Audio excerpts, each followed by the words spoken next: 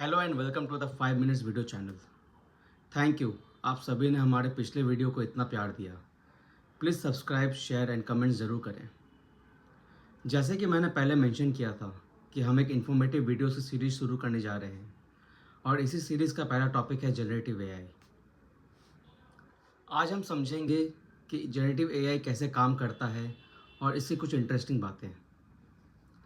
क्या आपने कभी सोचा है कि एक मशीन खुद से कुछ नया कैसे बना सकती है बिना किसी इंसान की मदद से? आर्टिफिशियल इंटेलिजेंस यानी कि एआई एक कंप्यूटर को इंसान जैसे इंटेलिजेंस देने का कोशिश करती है। जनरेटिव एआई एक ऐसा आर्टिफिशियल इंटेलिजेंस है जो खुद से नया कंटेंट बना सकता है, जैसे टेक्स्ट, इमेज, म्यूज़िक और यहाँ तक कि सॉफ्टवेयर इंजीनियर्स को कोडिंग में भी हेल्प कर सकता है। तो आइए समझते हैं कि जनरेटिव एआई को हम कैसे और कहाँ यूज़ कर सकते हैं। जनरेटिव एआई कुछ टेक्स्ट टू इमेज मॉडल्स जैसे कि मिड जर्नी और स्टेबल डिफ्यूजन की हेल्प से आप किसी भी तरह की इमेज जनरेट कर सकते हैं। बट यहाँ ये जानना बहुत ज़रूरी है कि आपको उसे लिख के बताना होगा या इनपुट्स देने होंगे कि आपको किस तरह की इमेज चाहिए। यहाँ एक गौर करने वाली बात यह भी है कि एआई मॉडल्स कभी भी रियल लाइफ इमेज जनरेट नहीं कर सकते। ये सिर्फ काल्पनिक चीज़ें ही बना पाता है। उसी तरीके से आप लैंग्वेज मॉडल्स जैसे कि चैट जीपीटी या गूगल जेमिनी यूज़ कर सकते हैं आर्टिकल्स, पोएम्स, यहाँ तक कि गानों के बोल लिखने के लिए भी। जनरेटिव एआई आपको काफ़ी सारे ऐप्स और वेबसाइट की मदद से खुद के लिए मार्केटिंग आर्टवर्क या स्कूल्स एंड कॉलेजेस के प्रोजेक्ट के लिए भी यूज़ कर सकते हैं। पर ध्यान रखें, यह एक ओपन सोर्स एप्लीकेशन है, तो जिस तरह आप इसे यूज़ कर रहे हैं उसी तरह हज़ारों लोग और भी इसको यूज़ कर रहे होंगे।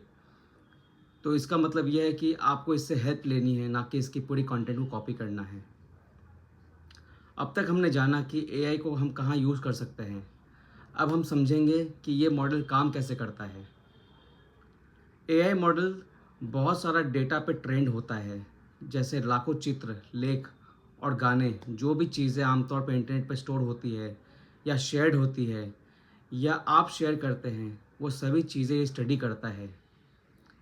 फिर ये इस डेटा को उपयोग करके नया कंटेंट बनाता है और उसका पैटर्न समझता है और फिर आपके दिए गए इनपुट के हिसाब से ये एक आउटपुट निकालता है जो आप यूज़ कर सकते हैं।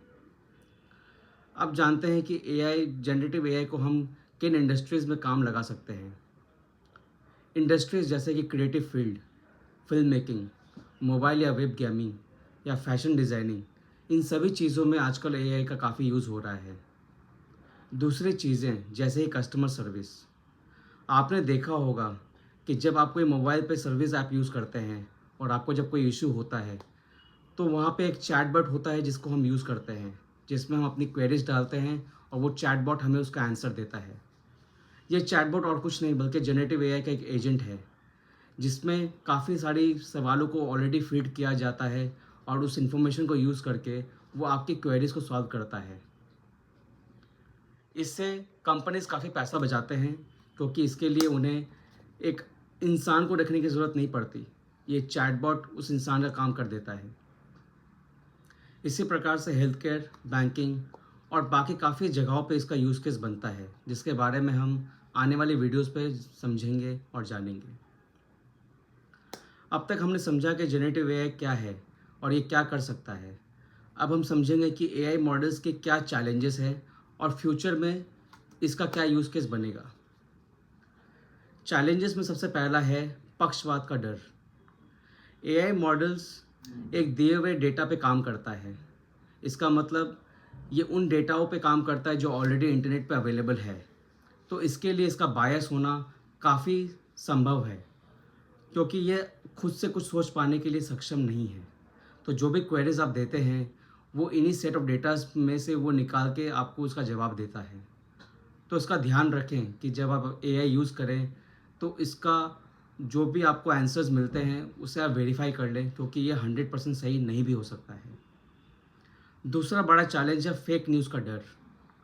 आज के सोशल मीडिया के ज़माने में आपने देखा ही होगा कि बहुत सारे लोग एआई यूज़ करते हैं fake news, mocked images, videos, इन सब चीज़ों को बनाने के लिए और फैलाने के लिए, ताकि लोगों के अंदर मिस इन्फॉर्मेशन फैले और वो वायरल हो जाए।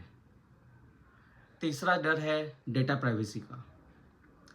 एआई मॉडल को ट्रेन करने के लिए कंपनियों को काफ़ी सारे डेटा की ज़रूरत पड़ती है और ये डेटा वो दूसरी कंपनियों से खरीदते हैं।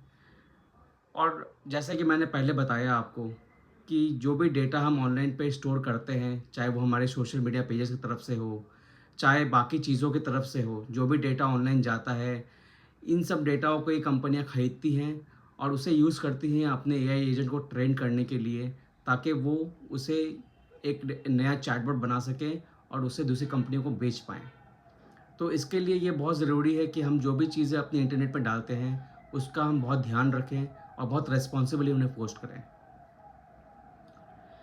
इन सब बातों से एक बात समझनी ज़रूरी है, टेक्नोलॉजी आज काफ़ी इवॉल्व कर रही है और जनरेटिव एआई इसमें काफ़ी बड़ा रोल प्ले करेगा। आने वाले समय में जनरेटिव एआई बहुत ज़्यादा पावरफुल होगा और हम सभी इसका हमारी रोज़मर्रा की ज़िंदगी में कहीं न कहीं ज़रूर इस्तेमाल करेंगे और ये हमारी लाइफ और हमारे वे ऑफ वर्किंग को काफ़ी इंस्पायर करेगा और काफ़ी तरह से अच्छे-अच्छे बदलाव भी लेके आएगा हमारी ज़िंदगियों में। तो ये थी जनरेटिव एआई की बातें। कमेंट्स में बताएं कि आप जनरेटिव एआई के बारे में क्या सोचते हैं और प्लीज़ हमारे YouTube channel the 5 minutes video को ज़रूर सब्सक्राइब करें, ताकि हमें नए वीडियोस बनाने में और भी मदद मिले और प्रोत्साहन मिले। Thank you so much. Have a great day.